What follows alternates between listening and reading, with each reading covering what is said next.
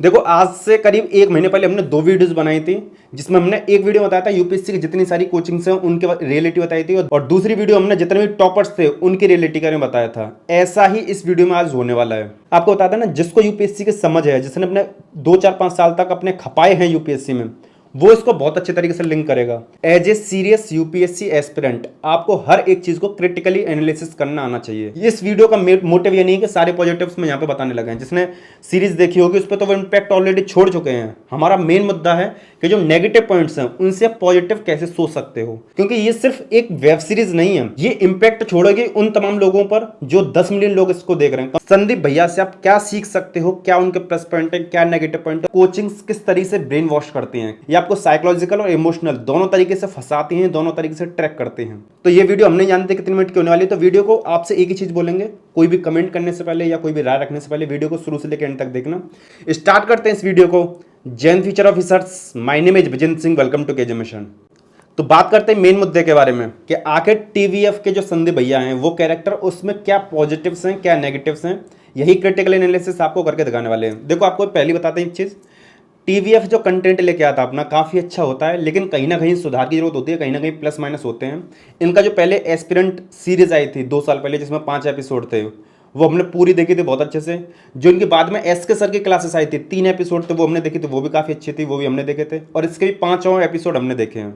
ठीक है, उसके बाद में आपको एक यूपीएससी एस्पिरेंट की तरह इस चीज़ को बता रहे हैं।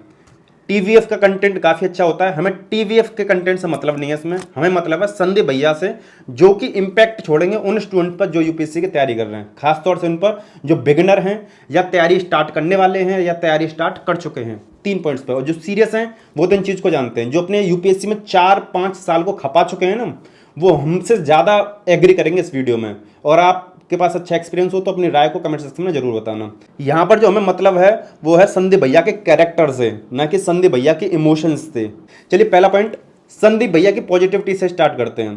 देखो संदीप भैया बहुत ज़्यादा डेडिकेटेड है, बहुत ज़्यादा पेशेंस है उनके अंदर, और बहुत ज़्यादा मतलब एक तरीके से डिटर्मिनेशन है उनके अंदर। गिव अप का कोई भी उनके अंदर पॉइंट नहीं है। हेल्पिंग नेचर हैं और एक अच्छे मेंटोर हैं, अच्छे गाइड हैं, डिस्ट्रैक्शन से दूर रहते हैं, ज़्यादा उनके फ्रेंड्स वगैरह है नहीं, रिलेशनशिप है गर्लफ्रेंड वाला उसमें काफ़ी लॉयल हैं। ये उनकी पॉजिटिविटी है जो उनको दिखाई देती है। संदीप भैया का हाल बिल्कुल ऐसा हो गया है, मुन्ना भैया का डायलॉग है ना मिर्जापुर में, कि जब आप योग्य हों लोग आपकी योग्यता ना पहचाने। बहुत तकलीफ होती है जब आप योग्य हो और लोग आपकी योग्यता ना पहचाने, बहुत तकलीफ होती है। संदीप भैया डिजर्विंग हैं, लेकिन उस सफलता तक वो नहीं पहुंच पा रहे हैं। उस चीज़ को जिसको डिजर्व करते हैं उसको नहीं पा रहे हैं। सेम हाल हमारे यूट्यूब चैनल का भी हो गया है। इतना ज़्यादा एफर्ट, मेहनत, हार्डवर्क देने के बावजूद, इसमें इतना टाइम देने के बावजूद, इतना अच्छा कंटेंट देने के बावजूद, ये वो चीज़ नहीं पा रहा है इतना ये डिजर्व करता है। आप में से मुश्किल से 15 से 16% एस्पिरेंट ही चैनल को सब्सक्राइब करते हैं इतना अच्छा कंटेंट देने के बावजूद। तो इसके बारे में हमें बहुत सारे पॉइंट पॉजिटिव और लगे थे, लेकिन इस वीडियो का मोटिव ये नहीं है कि सारे पॉजिटिव्स में यहाँ पे बताने लगे हैं। जिसने सीरीज देखी होगी उस पर तो वो इम्पैक्ट ऑलरेडी छोड़ चुके हैं। हमारा मेन मुद्दा है कि जो नेगेटिव पॉइंट्स हैं उनसे आप पॉजिटिव कैसे सोच सकते हो। हम नेगेटिव्स तो बताएंगे, साथ में आप उससे क्या लर्निंग लोगे वो भी आपको बताएंगे। ऐसा नहीं सिर्फ नेगेटिव बोल के बुराई करके चले गए, ऐसा नहीं।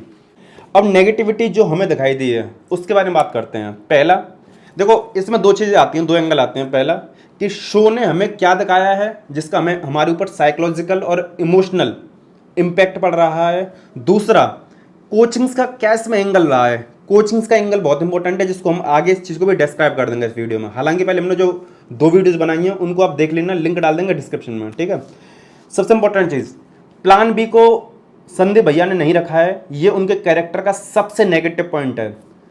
जो आपने एक्सपीरियंस सीरीज देखी होगी ना, उसमें उन्होंने बताया था प्लान बी क्या होता है। हालांकि उनको जॉब मिल गई थी, वो उसको छोड़ के आ गए थे, और उसमें एक डायलॉग था plan B is for losers. लेकिन उनका कहने का मतलब ये था कि प्लान बी लूजर्स के लिए नहीं होता है, प्लान बी आपकी लाइफ को बैलेंस करता है। Plan B is for balancing your life. और उनका कहने का मतलब यही था कि उनके पास जो जॉब थी उनको वो नहीं छोड़नी चाहिए थी, उसके साथ में यूपीएससी की तैयारी करनी चाहिए थी। तो पहला पॉइंट हमें नेगेटिव यही लगा कि अगर प्लान बी आपके पास है, वो भी एक अच्छी जॉब है गवर्नमेंट की, चाहे यूपीएससी की ना हो, तो आपको लेके चलनी चाहिए थी। इस कैरेक्टर में जो दिखाया है वो गलत है। और 5वां और 6ठा अटेम्प्ट जो ये इलाहाबाद यानी प्रयागराज में रह के देते हैं, उसमें भी प्लान बी के बारे में कुछ भी नहीं दिखाया गया है। पहला नेगेटिव पॉइंट ये लगा हमें। देखो, एक इनका नेगेटिव पॉइंट हमें ये लगा, और ये हमें बहुत बड़ा नेगेटिव पॉइंट लगा, कि जब भी कोई चीज़ चल रही है सिगरेट पीते हुए दिखा रहे हैं। इंसान चलो फ्रस्ट्रेट होता है, कुछ भी होता है, सिगरेट पी लो। हम आपको बताते हैं, हमारी एज 25 साल हो गई है, हम ऐसे ऐसे बच्चों के एनवायरनमेंट में रहे हैं। मतलब 2018 की बात बता रहे हैं, जब हमने डिप्लोमा वगैरह किया था, हमारे साथ के फ्रेंड्स वगैरह सिगरेट बीड़ी बीड़ी वगैरह सब पीते थे, ठीक है। हम कभी नहीं सीखे, ना उस चीज़ को कभी अप्लाई करते। सिगरेट बीड़ी और ये तम्बाकू और ये दारू, ये सब कुछ नहीं। तो ऐसा नहीं है कि एक स्टूडेंट जब फ्रस्ट्रेट होता है तो सिगरेट बीड़ी और इन सब दारू को पीने लग जाता है, ऐसा नहीं है। मतलब इनकी फाइनेंशियल कंडीशन बहुत ज़्यादा वीक है ना। आप समझ के चलना। बोलते हैं मेरी आर्थिक स्थिति ठीक नहीं है। माना आपकी आर्थिक स्थिति ठीक नहीं है, आपके पापा किसान हैं, और इस वाले वेब सीरीज में तो ये भी दिखाएंगे कर्जा लेने की बात चल रही है, तो आप इतनी सारी सिगरेट क्यों पी रहे हो? आपके अंदर इतना डिटर्मिनेशन या आपके अंदर किसी चीज़ को छोड़ने की इतनी इच्छा नहीं है कि आपके फाइनेंशियल कंडीशन वीक है, तो आप एक एक दिन में 30-30, 40-40, 50-50 सिगरेट फूक रहे हो। तीसरा जो नेगेटिव पॉइंट हमें लगा वो है रिलेशनशिप का मैनेजमेंट ना करना। देखो, इनके मम्मी भी हैं, इनके पापा भी हैं, कितने साल से इनको बुला रहे हैं, ये नहीं गए हैं। इतना त्याग इन्होंने किया है जिसकी ज़रूरत यहाँ पर हम कह रहे हैं ज़रूरत होती है, लेकिन इतनी ज़रूरत नहीं कि तुम 5-5 साल तक, 6-6 साल तक अपने घर ना जाओ, अपने माँ बाप से ना मिलो। मतलब आप किसके लिए इतना सब कुछ कर रहे हो? अपने जीवन, अपने फ्यूचर और माँ बाप की खुशी के लिए कर रहे हो ना। तो एक बैलेंसिंग ऑफ लाइफ होना चाहिए। आपने अगर एस्पिरेंट वाली सीरीज देखी होगी तो उसका जो 5th एपिसोड था, उसमें संदीप भैया खुद बोलते हैं कि मैं एक धुरी में फंस के रह गया हूँ, लोगों के काम तो आ रहा हूँ, लेकिन मुझे नहीं पता पड़ रहा कि मैं जा कहाँ रहा हूँ और कहाँ पर जाने वाला हूँ। और लाइफ में रिलेशनशिप, फ्रेंड्स, दोस्त, यार और ये फेस्टिवल्स, इन सब में इन्वॉल्व रहना, इन सब के साथ मजे रहना एक बहुत बड़ा इंपॉर्टेंट पार्ट है जिसको मिस नहीं करना चाहिए। और संदीप भैया के कैरेक्टर में इस वाले में भी यही दिखाया है कि और किसी से कुछ भी मतलब नहीं रखते हैं, ये नेगेटिव पॉइंट है। दूसरा, उनके जो गर्लफ्रेंड है, यानी जो मंगेतर है या जो भी बोलो, उनका जो प्यार है, लव है, कुसुम नाम है शायद, हाँ कुसुम नाम है, उनसे भी उनका पिछले 5-6 साल से कोई भी मेल मिलाप नहीं रहा है। तो देखो 5 साल तक कोई भी लड़की कोई भी लड़की कैसे रहती है, और सबसे इंपॉर्टेंट चीज़, उस लड़की का जो बाप है वो किस तरीके से किस चीज़ को कन्विंस करके रखेगा।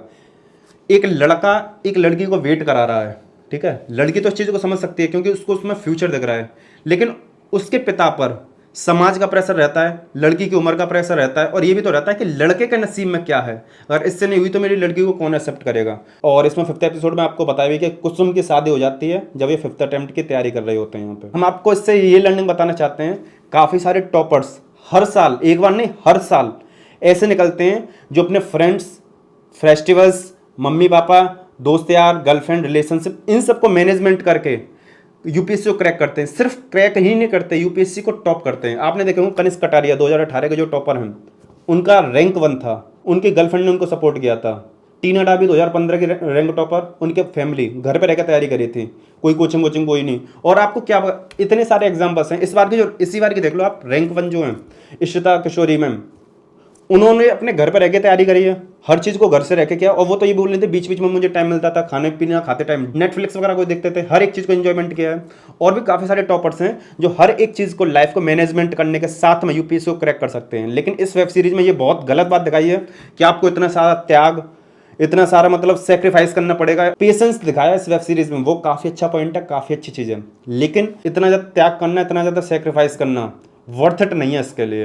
नेक्स्ट जो हमें नेगेटिव पॉइंट लगा कि 5 साल तक बंदे ने यूपीएससी की तैयारी करी है, डिपेंडेंसी फाइनेंशियली उसके घर पे ही जुड़ी हुई है उसकी, और 5 साल तक किसी भी बच्चे का खर्चा कितना होता है आप लगा के देखना। अगर कोई एक बच्चा महीने का 10,000 भी खर्चा करता है, और 10,000 तो बहुत कम है, यहाँ पे दिल्ली वगैरह में रहकर 10,000 बहुत कम है, मतलब समझ के चलो 10,000 में टाइट खर्चा होता है वो हो पाता है, और रूममेट रह रहा हो तो बैलेंस हो पाता है। अदरवाइज अगर आप अकेले रह रहे हो तो 15,000 तक का खर्चा टच हो जाता है। 10,000 भी मान के चलो तो 1 साल का कितना हो गया, 1,20,000। कोचिंग वगैरह का उस टाइम के हिसाब से 1.25 लाख, 1 लाख, 1.5 लाख लेके चलो, यानी 1 साल का करीब करीब 2.5-3 लाख रुपए तक का आपका ये टच कर जाता है। 5 साल तक आपके करीब करीब 15 लाख रुपए हो गए अगर आपने हर साल कोचिंग करी। तो अगर चलो मान के चलो आपने बाद में कोचिंग नहीं करी, पहले करी, तो 10 लाख रुपए का खर्चा, और ऐसी फैमिली पे जो किसान वगैरह को बिलोंग करती हैं तो कितना बड़ा बर्डन होता होगा। तो ये चीज़ समझने वाली है। जब भी एक एस्पिरेंट होता है तो उसको अपने फाइनेंशियल कंडीशंस को देखते हुए चलना चाहिए। एक नेगेटिव पॉइंट ये लगा है कि चलो पहले, दूसरे, तीसरे, चौथे अटेम्प्ट में तक तो 2013 तक की बात थी, तब सोशल मीडिया का उसमें कनेक्टिंग नहीं दिखाया है। लेकिन 2014 के बाद में जो 5th अटेम्प्ट है उनका 14 में रहा है, और 6th अटेम्प्ट उनका 2015 में रहा है। उस टाइम तक तो सोशल मीडिया थोड़ा थोड़ा कनेक्टिंग आ गया था। लेकिन हमारा कहने का मतलब है कि सोशल मीडिया अगर आपको इम्पैक्ट करके दिखा रहा है, सोशल मीडिया से आप फायदा ले सकते हो अपनी यूपीएससी की जर्नी में। आप एक डिसिप्लिन वाले स्टूडेंट हो तो आपको सोशल मीडिया का इस्तेमाल जरूर करना चाहिए। इतने सारे यूपीएससी टॉपर्स हैं जिन्होंने सोशल मीडिया का फायदा उठाकर टॉपर बने हैं, यूपीएससी को क्रैक किया है। इस बार भी काफ़ी सारे टॉपर्स हैं, शायद रैंक 3 जो है इस बार के, उन्होंने तो यूट्यूब से तैयारी करी है, जो बिहार से हैं, शायद गर्मा लोहिया नाम है उनका। रैंक 2 या रैंक 3 है वो, उन्होंने पूरी अपनी तैयारी यूट्यूब से करी और यूट्यूब के गाइडेंस के थ्रू। तो हमारा कहने का मतलब ये है कि ये चीज़ बहुत गलत दिखाई है कि अगर आपको कोई बेनिफिट मिल रहा है सोशल मीडिया से, देखो ये सब तो हमने बात कर ली कि संदीप भैया का कैरेक्टर कैसा है, पॉजिटिव्स क्या है, नेगेटिव्स क्या है। अब इंपॉर्टेंट बात आती है कोचिंग ने किस तरीके से एंगल इसमें फंसाया है। इसमें जो है ना एक ही चीज़ दिखाई है, क्या कि यूपीएससी में ही घुसे रहो। वो बंदा 5 साल तक 4 अटेम्प्ट दिए उसने, 4 अटेम्प्ट दिए, उससे पहले 1 साल तक तैयारी करता है, यानी 5 साल तक यूपीएससी के राजेंद्र नगर में अपना टाइम, एफर्ट, एनर्जी, मेहनत, पैसा अपने आप को खपा के आया और 4 साल तक फेल होकर आया सिर्फ यूपीएससी की वजह से। नौकरी होने के बावजूद नौकरी उसने छोड़ दी। अब 5th अटेम्प्ट में भी उसको इस तरीके से पेश किया जा रहा है कि अब भी तो यूपीएससी में ही घुस जा। हम मानते हैं किसी का हर एक चीज़ क्लियर है और उसका एम है वो यूपीएससी की तैयारी करे, लेकिन प्लान बी के बारे में बताना चाहिए था ना। हम आपको इससे यही लर्निंग बताना चाहते हैं कि अगर आपको ऐसा मौका मिलता है कि 1 अटेम्प्ट, 2 अटेम्प्ट, 3 अटेम्प्ट में आपका नहीं होता, लेकिन ये 1 अटेम्प्ट, 2 अटेम्प्ट, 3 अटेम्प्ट आपके बहुत ज़्यादा डेडिकेशन के साथ में होने चाहिए। ऐसा नहीं पहला यूँ ही दे दिया, दूसरा थोड़ी सी तैयारी के साथ दे दिया, तीसरा यूँ ही दे दिया, उसके बाद में प्लान बी में लग गए। नहीं, फर्स्ट अटेम्प्ट, सेकंड अटेम्प्ट और थर्ड अटेम्प्ट आपका जी जान लगा के होना चाहिए। अगर उसके बाद में भी आपका नहीं होता है, हमारी एडवाइस आपके लिए ये है कि आपको प्लान बी को जरूर तैयार रखना चाहिए। अगर आपने 2 अटेम्प्ट भी बहुत तबीयत से दे लिया है ना और आप यूपीएससी के रेंज से दूर हो, तो भी आपको प्लान बी के लिए सोचना चाहिए। ये चीज़ इसमें दिखानी चाहिए थी, जो कि एक नेगेटिव पॉइंट सा नहीं दिखाया है इसमें।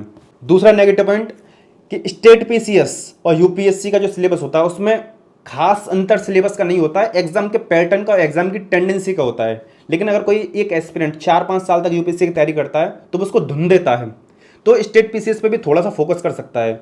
उस चीज़ को इसमें इन्वॉल्व नहीं किया गया है, क्योंकि कोचिंग्स की जो रणनीति है ना इसमें कि एक स्टूडेंट को ऐसे फंसाया रखो उसको पता ही ना पड़े, और इसमें अपना टाइम, एफर्ट, एनर्जी, मेहनत और सबसे इंपॉर्टेंट चीज़ अपना पैसा हमारी कोचिंग्स के लिए फंसाता रहे। क्योंकि एक स्टूडेंट होगा, अगर वो कोचिंग नहीं ले रहा है तो नोट्स तो खरीदेगा, टेस्ट सीरीज तो खरीदेगा, आंसर राइटिंग, करंट अफेयर और ऑप्शनल का कुछ कंटेंट, इन सारी चीज़ों को तो कुछ लेगा। ऐसे के लिए मतलब इतने सारा कंटेंट होता है सी सेट के लिए, तो कुछ ना कुछ तो खरीदेगा ना।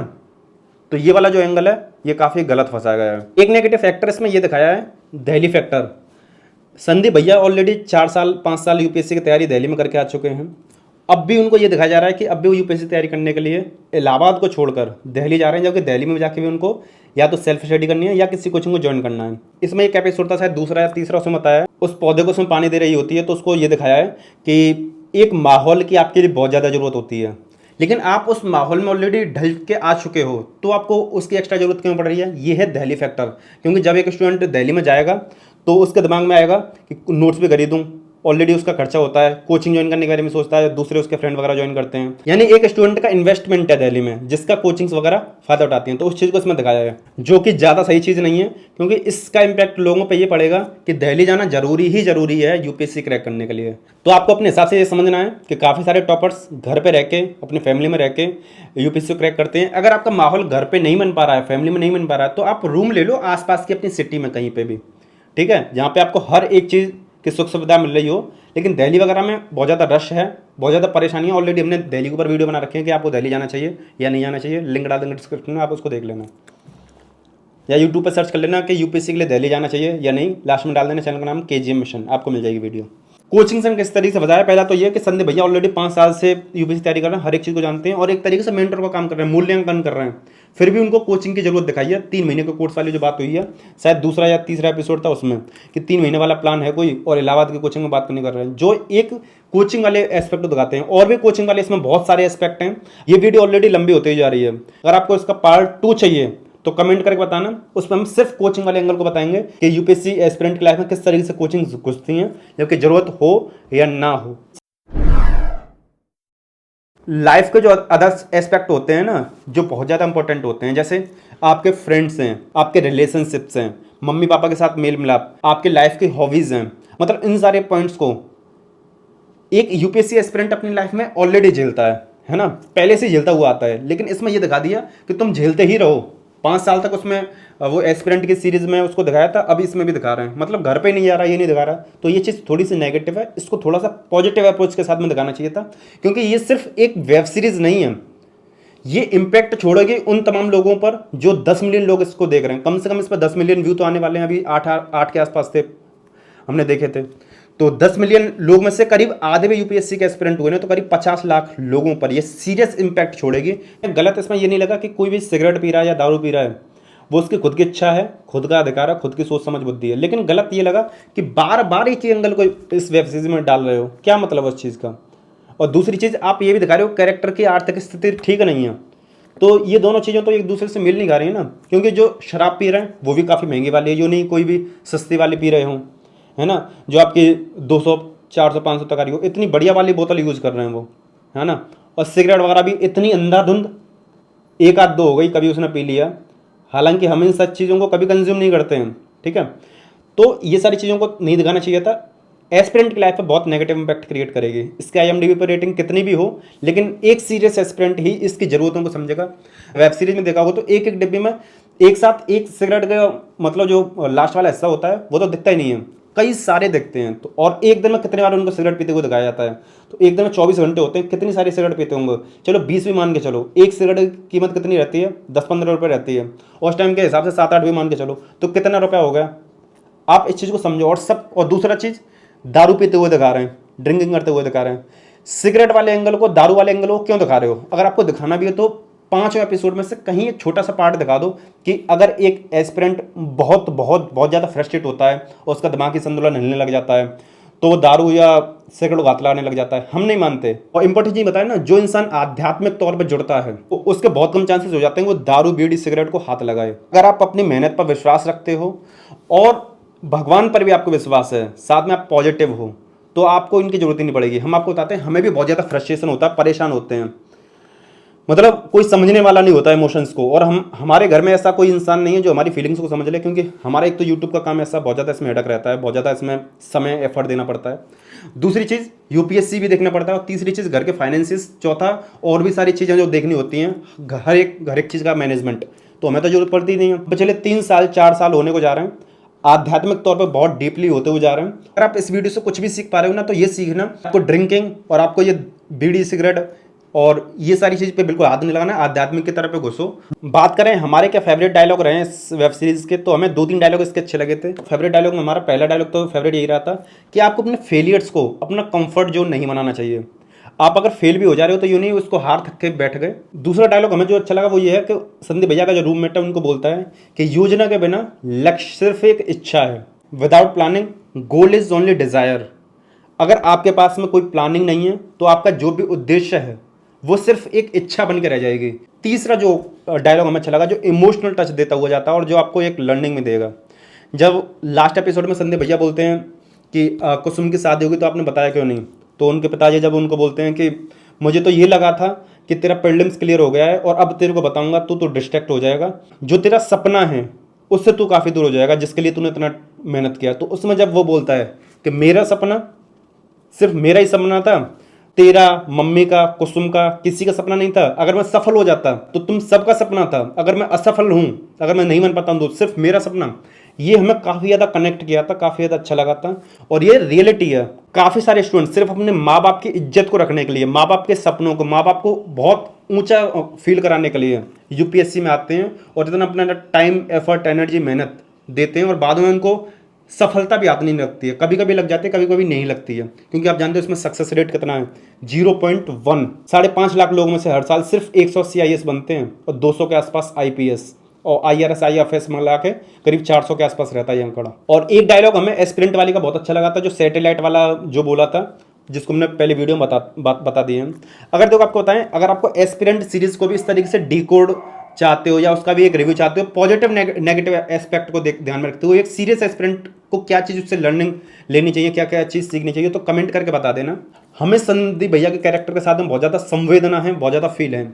हमने जो थंबनेल था, टाइटल था, उसको इस तरीके से इसलिए बनाया था कि एक स्टूडेंट इस चीज़ को जान सके कि वाकई में इसको क्या सीखना चाहिए। आप थोड़ा सा इसको क्लिक बेट कर सकते हो, लेकिन आपकी लाइफ की पॉजिटिविटी के लिए था वो। लेफ्ट वाली वीडियो क्लिक करके आप ये देख सकते हो कोचिंग से आपको किस तरीके से फंसाती हैं। राइट वाली वीडियो क्लिक करके आप ये देख सकते हो यूपीएससी जो टॉपर्स हैं आप उनके रियलिटी को जान सकते हो। इस वाली वीडियो क्लिक करके आप 2024-25 के लिए जो स्ट्रेटेजी गाइडेंस वाली वीडियोस हैं आप उनको चेकआउट कर सकते हो। इस वीडियो को यहीं समाप्त करते हैं। चलिए मिलते हैं नेक्स्ट वीडियो में। जय हिंद।